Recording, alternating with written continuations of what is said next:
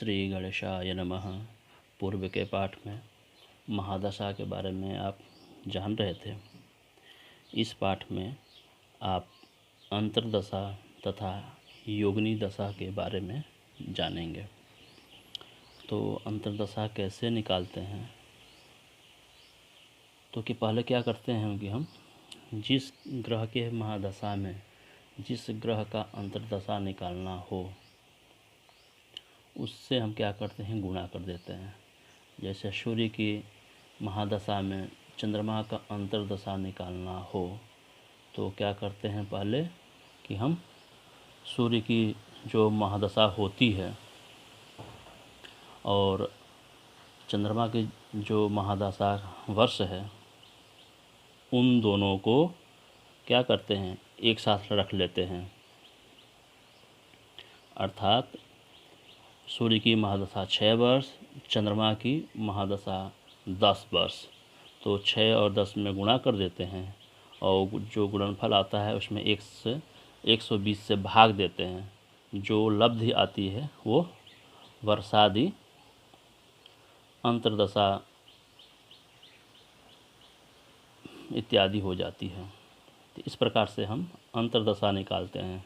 अर्थात कहने का तात्पर्य यह है कि जिस ग्रह की महादशा में अब प्रत्येक ग्रहों की अंतर्दशा जानना हो, उस ग्रह की दशा वर्ष संख्या को अलग अलग प्रत्येक ग्रह की दशा संख्या से गुणा कर देते हैं और जो गुणनफल आता है उसमें 120 संख्या से भाग देते हैं। जो लब्धि आती है वो वर्षादि तत्त ग्रहों की अंतर्दशा का मान होता है। इस प्रकार अंतर्दशा से प्रत्यंतर दशा तथा प्रत्यंतर से विदशा, विदशा से उपदशा का हम आनयन कर लेते हैं। अब हम आते हैं योगिनी दशा के बारे में जानने के लिए कि योगिनी दशा, तो आपको हम बता दें कि योगिनी दशा जो है वो 8 प्रकार की होती है। योगिनियाँ जो हैं 8 होती हैं। मंगला, पिंगला, धान्या, भ्रामरी, भद्रिका, उल्का, सिद्धा और संकटा। तो अब इनका जो दशा वर्ष है वो भी क्रम से ही होता है। जैसे मंगला का 1 वर्ष, पिंगला का 2 वर्ष, धान्या का 3 वर्ष, भ्रामरी का 4 वर्ष, भद्रिका का 5 वर्ष, उल्का का 6 वर्ष, सिद्धा का 7 वर्ष और संकटा का 8 वर्ष। अर्थात इनका जो क्रम होता है उसी क्रम से एक एक वर्ष का इनका दशा भी होता है। अर्थात मंगला, पिंगला, धान्या, भ्रामरी, भद्रिका, उल्का, सिद्धा, संकटा जो इनका क्रम है उसी क्रम से इनका 1, 2, 3, 4, 5, 6, 7, 8 वर्ष का इनका दशा वर्ष होता है। अब हम योगिनी दशा को कैसे निकालते हैं, तो इसके लिए आचार्य कह रहे हैं कि जन्मभम त्रियुतम तष्टम अष्टभिः शेषतो दशा मंगलाद्या अब्दवृद्ध्या संकटाष्टौ समामता आसामीशाः क्रमात् चंद्र भान्विज्य कुजचंद्रजाः मंदास्फुजित सैंघिकेया विज्ञेया हौरिकोत्तमयी।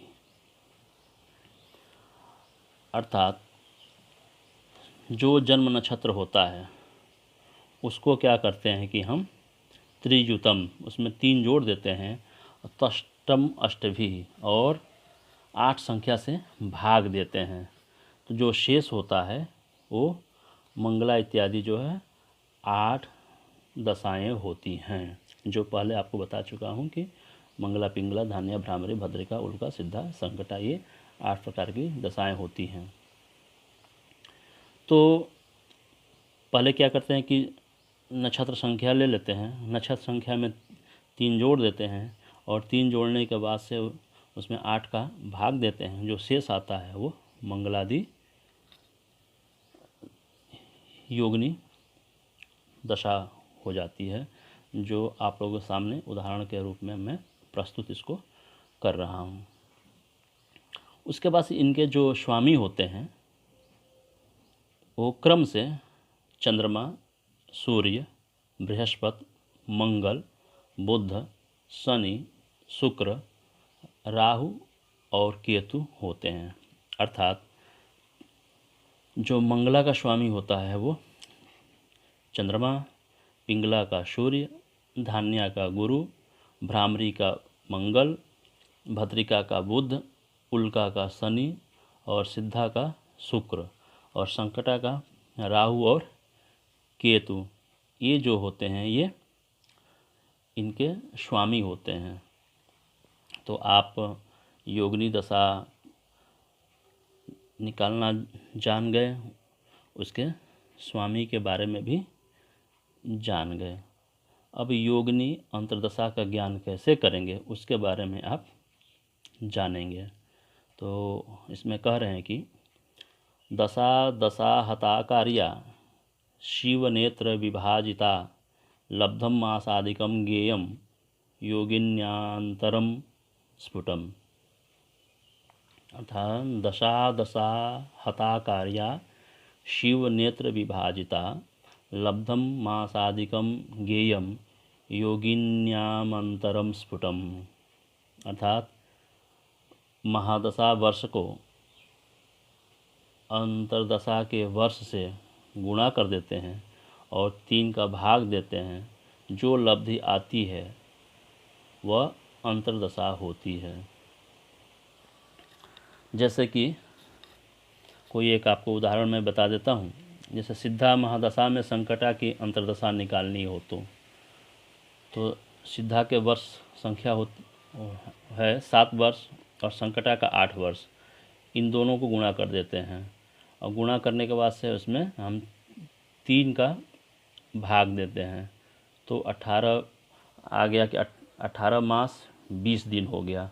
अब 18 मास को क्या करते हैं कि हम वर्ष बना देते हैं, तो हो जाता है कि 1 वर्ष 6 महीना और 20 दिन पहले से है। अर्थात सिद्धा में संकटा का अंतर जो है हुआ 1 वर्ष 6 महीना 20 दिन हुआ। इस प्रकार से हम महादशा से अंतर्दशा हम निकाल लेते हैं योगिनी का। तो इस पाठ में आप जो है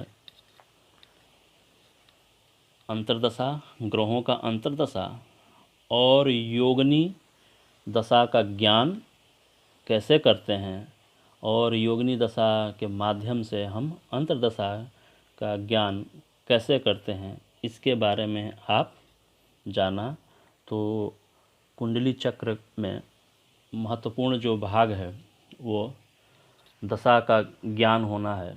अर्थात जो ग्रहों की महादशा का ज्ञान और योगिनी का ज्ञान ये सबसे महत्वपूर्ण है, क्योंकि इसी से हम फलादेश करते हैं।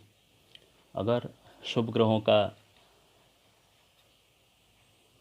महादशा चल रहा हो तो शुभ फल होता है और अशुभ ग्रहों का महादशा चल रहा हो तो अशुभ फल होता है।